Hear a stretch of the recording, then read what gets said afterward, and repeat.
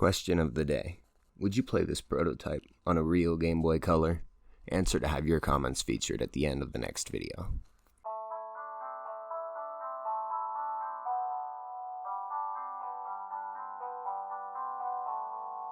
Resident Evil as a series is no stranger to odd prototypes.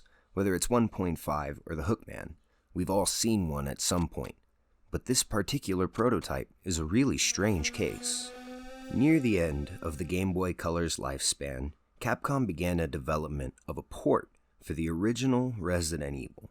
But due to timing, odd controls, and a slew of other issues, the game was scrapped. For a very long time, only footage of the prototype existed, but a playable version has surfaced in recent years. So now is as good a time as any to give it a look. Before I talk about anything else, I feel the need to point out how incredibly ambitious this is for the Game Boy Color. There's nothing else like it, and I can't say I've seen any other developer push the Game Boy Color's hardware as much as this does.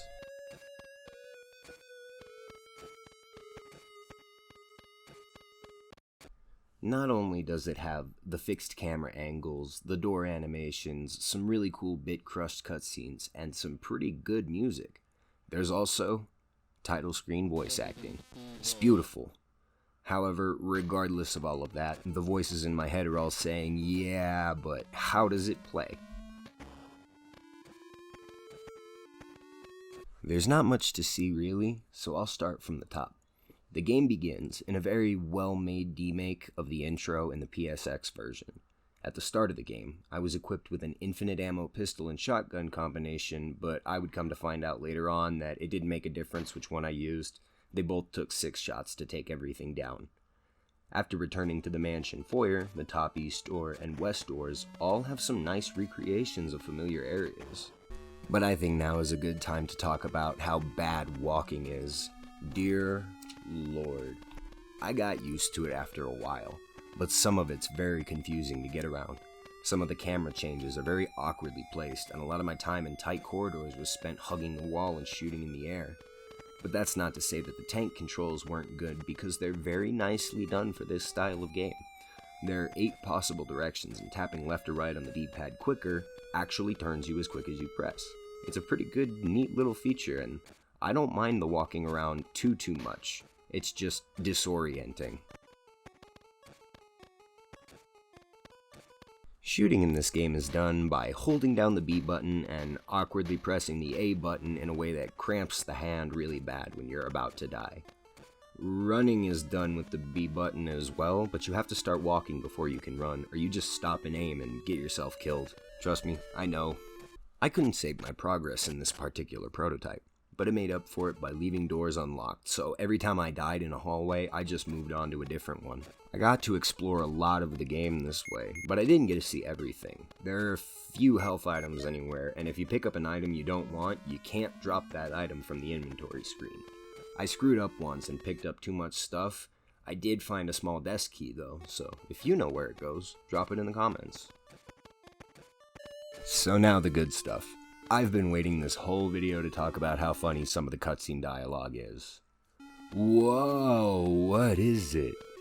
Well, because the helicopter made a forced landing, I just ran into this house anyway. I mean, come on, you just happened to run it because it was there, you know? I don't understand. I mean, it's not Barry Burton, but it does have that classic Resident Evil charm that'll leave you going, what the fuck did I just read? And that's everything I wanted to talk about. Now, I can't in good mind give this game a rating because it's not a complete game, but 10 out of 10 for effort. Like I said at first, this is very impressive work for the Game Boy Color. I couldn't see myself playing it on a real Game Boy Color, but I'd pop it into the SP and play it on the go if it had come out. Though, given the circumstances, I completely understand why it was cancelled. It most likely wouldn't have sold very well, and any more than what it is would have been a huge waste on Capcom's part.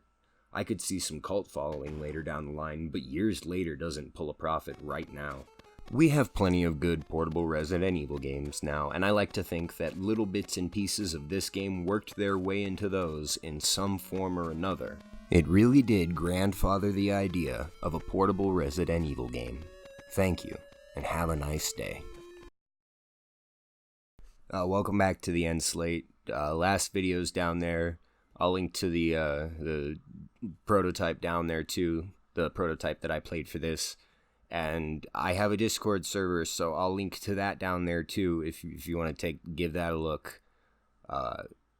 I really don't have too much to talk about this time. New video next time. I'm coming up with some new shit. I'm trying out new things, so let me know how you enjoyed this one and what you'd like to see and stuff. And goodbye.